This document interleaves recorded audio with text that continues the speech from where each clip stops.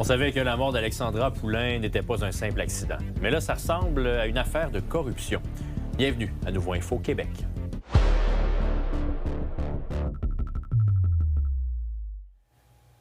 Bonsoir tout le monde, bon jeudi. Bonsoir Mathieu. Salut. On va vous parler ce soir de 5 hommes qui risquent d'avoir de la misère à dormir pour le restant de leur jour. Pas qu'on a vraiment pitié d'eux, mais la police a arrêté, Mathieu, 5 hommes en lien avec la mort d'Alexandra Poulain. Oui, 5 hommes âgés entre 31 et 43 ans. Dans Montérégie, dans l'Anaudière, arrêtés par la Direction des crimes majeurs de la Sûreté du Québec. Ils vont être accusés de négligence criminelle causant la mort et de commission secrète. J'y reviens dans un instant, Jean-Simon, mais d'abord, je te rappelle qu'Alexandra Poulain est morte le 18 décembre 2024 à Vallée-Jonction, en Beauce, quand un camion remorque a manqué de frein et s'est renversé littéralement sur sa voiture après une embardée en contrebas d'une côte abrupte. Après une longue enquête, le conducteur Massan Issanoula est accusé le mois dernier de négligence criminelle et de conduite dangereuse causant la mort de la jeune femme de 26 ans. Sauf que le chauffeur ne semble pas être le seul à porter le blanc pour le décès d'Alexandra. C'est une tragédie qui aurait probablement pu être évitée si la corruption n'en avait pas poussé certains à regarder ailleurs dans les mois précédant l'accident. Quelques explications de la Sûreté du Québec. Les enquêteurs ont découvert un stratagème de falsification des inspections mécaniques de ce camion remorque-là. Les corrompus auraient falsifié les inspections mécaniques pour écrire que tout était conforme, finalement, sur le camion qui, on le sait plus tard, a été impliqué dans cette collision mortelle. Moyennant une récompense, une rétribution fort possiblement monétaire qui devait être donnée par l'employé qui travaillait pour sa part pour la compagnie qui possède, qui est propriétaire de ce camion remorque-là. Jean-Simon Lascu n'a pas voulu me dire quelle était la somme en cause qui avait été offerte au garagiste, mais on me parle d'une somme qui n'était clairement pas une somme qui valait la vie d'une personne. De toute façon, quelle somme vaut la vie d'une personne? Mais c'était dérisoire. Là, il y a une personne qui est dans tous ses états, on le comprend, c'est la mère d'Alexandra Poulain. 1 an et demi après le drame, Nathalie Poulain continue de dire que non, ce n'est pas un accident, c'est pas juste être à la mauvaise place au mauvais moment. Elle réclame de l'imputabilité, mais ce qu'on apprend aujourd'hui, évidemment, ajoute à sa douleur. Moi, je considère que c'est un homicide. Il y a quelqu'un qui savait très bien que dans sa flotte de camions ne devait pas être sur la route. Puis il y a quelqu'un qui a inspecté ce camion-là ou qui ne l'a pas regardé du tout puis qui a signé un papier. Si tu signes le papier puis tu ne fais pas l'inspection, c'est parce qu'il ne passe pas l'inspection, là. En sachant très bien ce qui pouvait arriver. Fait que tout ça mis ensemble, c'est de la négligence incroyable. Il n'y a pas de mots aujourd'hui pour décrire comment je ne voudrais pas les rencontrer. Nathalie Poulain se demande s'il n'y a pas plein d'autres cas comme ceux-là partout au Québec. Elle interpelle la SAAC. Il y a peut-être aussi l'unité permanente anticorruption qui devrait s'occuper de ce genre de choses-là au Québec. Merci, Mathieu. Bonne soirée. Bonsoir à toi. Maintenant, pour une première fois depuis 2019, il y a un cas de rougeole qui a été déclaré dans la région de la capitale nationale. C'est une personne qui est revenue de l'étranger, infectée par le virus. Et là, la santé publique cherche à s'assurer que la maladie, qui est très contagieuse, elle ne se propage pas ailleurs dans la région. Bon, Félix-Antoine, qu'est-ce qu'on sait de ce cas? Bien, comme tu le dis, rien d'étranger. On nous a aussi précisé qu'il revenait d'un pays avec des cas de rougeole abondants. Donc, évidemment, très à risque. Et là, ce qu'on essaye d'identifier, c'est les personnes qui ont pu être en contact avec l'individu en question, puisqu'il a fréquenté la clinique Médication ainsi que les urgences du CHUL du 24 au 26 mars dernier. Donc, il y a des gens déjà qui ont été contactés, mais évidemment, c'est des accompagnateurs qui n'étaient peut-être pas sur des listes ou d'inscription là, aux urgences. On veut essayer de les trouver. Évidemment, des symptômes à surveiller. Pour ce qui est de la rougeole, là, si vous n'êtes pas au courant, il y a des choses assez bénignes, là, fièvre, conjonctivite, nez qui coule, avant de voir évidemment apparaître les fameuses rougeurs, là, les éruptions cutanées sur la peau. C'est ce qu'on doit surveiller. Mais est-ce qu'on doit être inquiet ou non dans la région de la capitale nationale? C'est dur à dire pour la santé publique parce que les antécédents vaccinaux de l'individu en question sont loin d'être clairs.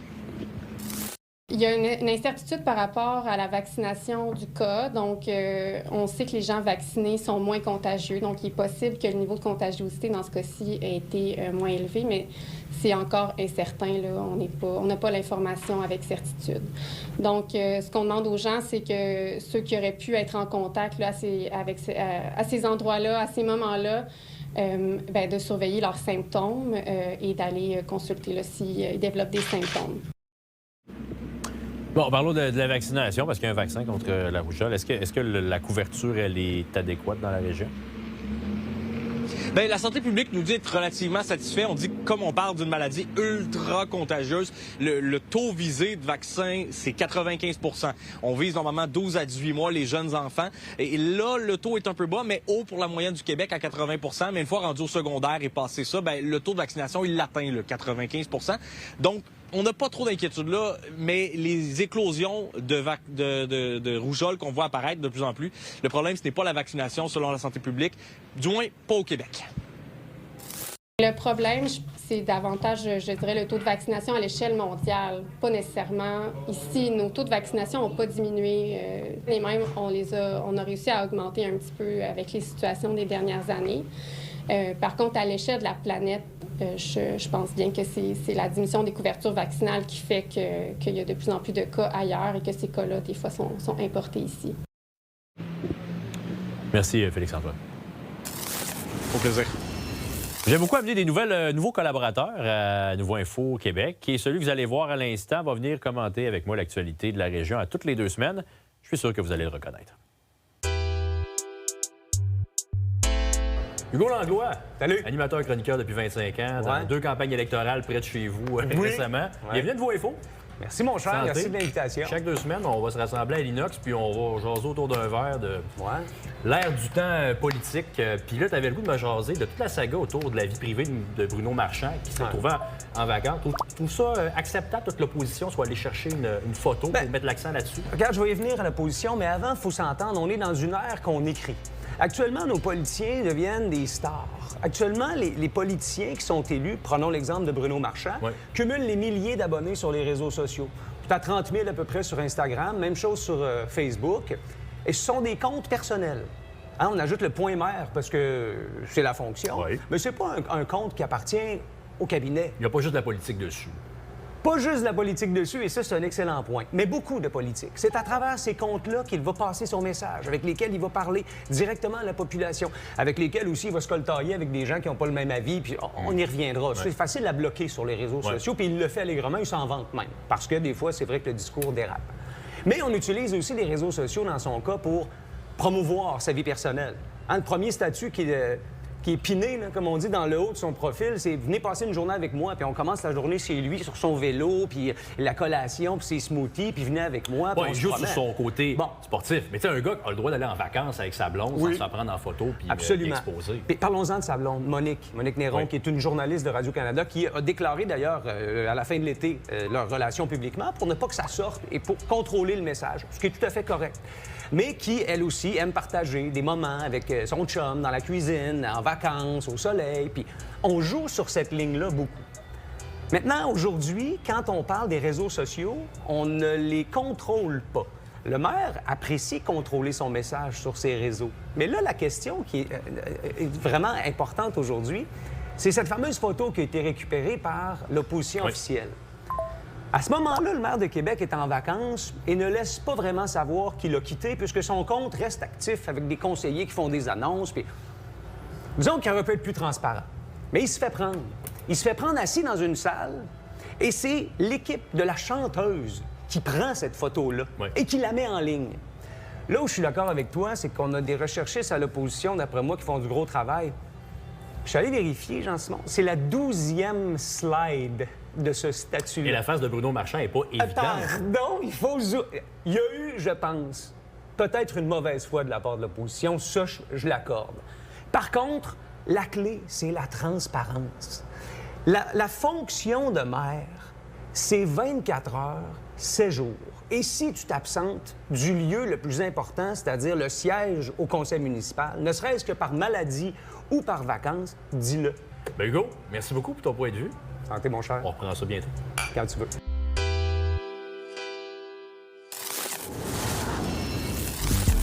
On sait que la Ville va devoir abattre à peu près 1500 arbres matures le long du tracé de tramway. Ça soulève pas mal de critiques. Ce matin, on a appris que les arbres que la Ville va replanter vont être plus gros que ceux qui sont habituellement distribués.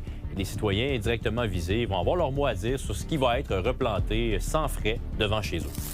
C'est vraiment des arbres qui ont déjà plusieurs années de développement, qui ont 3 à 4 mètres de hauteur. Donc, ce sont des arbres qui ont déjà une certaine prestance, puis on a un certain développement. La personne chez qui on doit couper un arbre, un terrain privé, elle a le choix de l'essence de l'arbre qu'on pourra planter ensuite, l'endroit exact où il va le vouloir sur son terrain.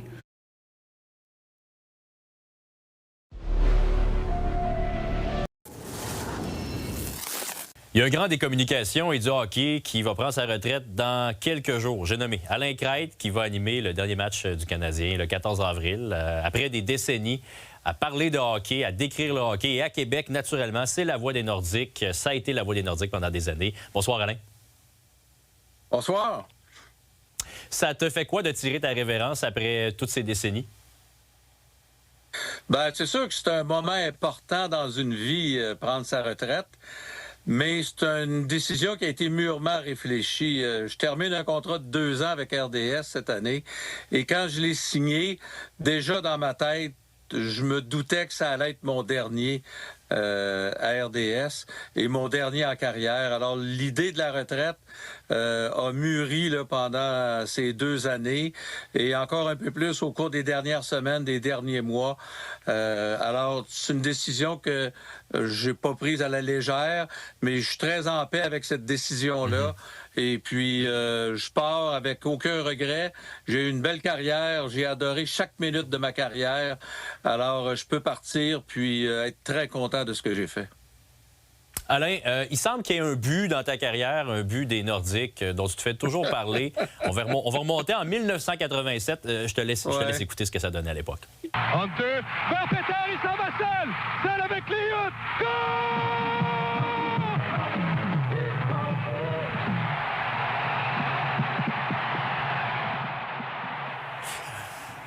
Un but, Alain, qui éliminait les Whalers de Hartford au Colisée de Québec 1 an avant ma naissance. Donc, naturellement, j'ai absolument aucun souvenir de ça. Pourquoi tu penses que ce but-là a marqué autant de gens à Québec? Ben, écoute, il y avait un contexte. L'année précédente, les Whalers avaient éliminé les Nordiques en série. Cette année-là, les Whalers gagnent les 2 premiers matchs. Les Nordiques créent l'égalité dans la série. Et dans ce match-là, Hartford menait 4-1. Dans la rencontre. Les Nordiques sont revenus, ont créé l'égalité, ont gagné en prolongation, puis ont éliminé Hartford. Alors, évidemment, il y avait un contexte à tout ça. Il y avait beaucoup d'ambiance dans le Colisée. Et c'est tout ça qui a fait que, écoute, aujourd'hui, à chaque entrevue que je donne, quand le Colisée, on a fermé le Colisée, ouvert le centre Vidéotron, j'ai donné des entrevues. Est-ce que les gens me parlent de ce but-là à chaque fois que je parle de mes années à la description des matchs des Nordiques? C'est un peu mon Do You Believe in Miracle de Al Michael aux Jeux olympiques aux États-Unis quand l'équipe américaine de Lake Placid, là, quand les Américains avaient éliminé les Russes. C'est vraiment le jeu, la séquence qui revient, que les gens font jouer à chaque fois qu'on me parle de mes années avec les Nordiques. Là. Mais c'est tout le contexte qu'il y avait autour de ça qui a amplifié un peu l'affaire. Là. En terminant, Alain, si tu pouvais te lâcher un coup de fil à ton début de carrière, tu dirais quoi à Alain au tout début? Ben, écoute, j'ai jamais eu de plan de carrière. J'ai commencé à la radio à CKCV à Québec quand j'étais étudiant à l'Université Laval. Ensuite, ça s'est enchaîné. La radio, la télévision ensuite est arrivée. J'ai jamais eu de plan de carrière comme tel. J'ai été chanceux parce que j'ai été au bon endroit au bon moment. J'ai rencontré les bonnes personnes et ça m'a permis d'abord d'écrire. Moi, je viens de Québec, alors j'ai décrit les matchs des Nordiques. À Québec, c'était vraiment un honneur pour moi. Puis à l'époque, tous les matchs n'étaient pas à la télévision. Alors, si tu voulais suivre ton club, il fallait que tu écoutes la radio. Je suis arrivé à Montréal, à RDS, ça m'a permis d'aller aux Olympiques. J'ai couvert la F1, j'ai couvert le tennis, j'ai couvert le football des Alouettes. Alors, tu sais, ça m'a permis de vivre des moments vraiment extraordinaires avec des collègues de travail extraordinaires, des patrons qui m'ont fait confiance. Tu sais, j'ai toujours été au bon endroit, au bon moment, puis j'ai rencontré les bonnes personnes. J'ose espérer que je n'étais pas si pire non plus en ondes, là. Mais tout ça a fait que je pars puis j'ai pas de regrets. Je laisse rien derrière. J'ai vraiment eu une belle carrière. Moi, je considère que ça a été au-delà de ce que j'aurais pu espérer. Alain, merci d'avoir pris le temps de nous parler puis bon dernier moment à la barre des matchs du Canadien. Merci beaucoup, c'est très gentil.